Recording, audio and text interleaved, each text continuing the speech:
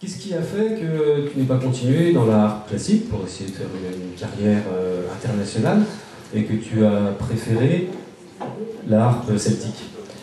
C'est que dans la vie, on se retrouve de temps en temps dans, on va dire, des gouffres, hein, et que suite à mon conservatoire de Paris, Grande Harpe, j'ai eu vraiment une grande crise par rapport au milieu de la musique classique, que je trouvais très très conventionnel, très strict, très exigeant, bon, même si j'en avais fait partie pendant longtemps, et spécialement le milieu de la harpe classique que je trouvais assez pénible. Donc j'ai décidé d'arrêter de jouer cet instrument, et j'étais à la Sorbonne, en lettres, tout bêtement.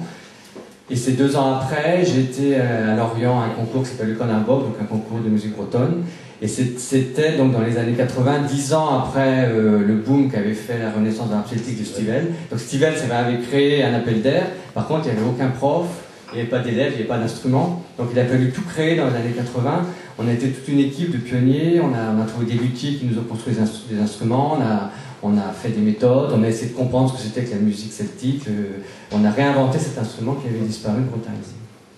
Donc qu'est-ce que c'est la musique celtique pour toi? Alors la musique celtique, déjà, ça n'existe pas. Voilà. C'était une bonne question. C'est un concept commercial assez récent. Il faut parler de la musique des pays celtiques. Parce que contrairement à ce que beaucoup de personnes ont dit, la musique de Bretagne n'a rien à voir avec la musique d'Irlande. C'est absolument pas les mêmes danses. En Irlande, ils n'ont pas de danse en rond. Ce sont des danses en quadrette, 2 par 2, par couple en face, etc. Les danses irlandaises n'ont rien à voir, les jigs et les reels n'ont rien à voir avec les gavottes bretonnes, ils n'ont rien à voir avec d'autres danses au Pays de Galles.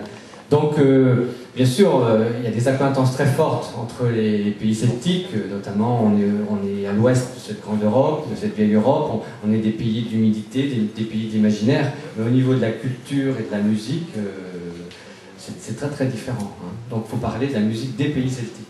Et toi, tu t'es senti proche de l'ensemble de ces pays celtiques? Pourquoi pas uniquement la Bretagne, par exemple?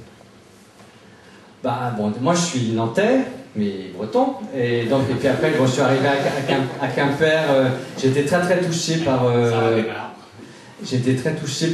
la Cornouaille, par la vie que j'ai pu vivre à Quimper, bon, depuis maintenant 30 ans, où je me sens très très bien dans cette région.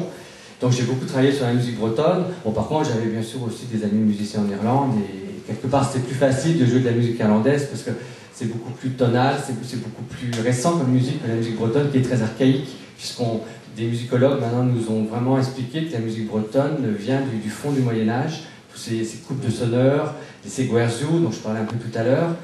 Ça vient vraiment du Moyen-Âge, et donc c'est une musique très ancrée dans une tradition très très ancienne, beaucoup plus ancienne que la musique irlandaise, qui daterait du XVIIIe siècle. D'accord. Et la harpe se prête, tu viens de parler, donc soit des airs à danser, soit des complaintes ou des guerzous. La harpe se prête aussi bien pour interpréter les deux? Oui, parce que maintenant on a quand même en plus des solutions d'amplification, et donc ça m'arrive, même si je ne pratique pas très souvent, mais avec des élèves, on va très souvent jouer en fest-noz, on peut amplifier les harpes, il y a des harpes électriques aussi, donc maintenant on a notre place un peu partout.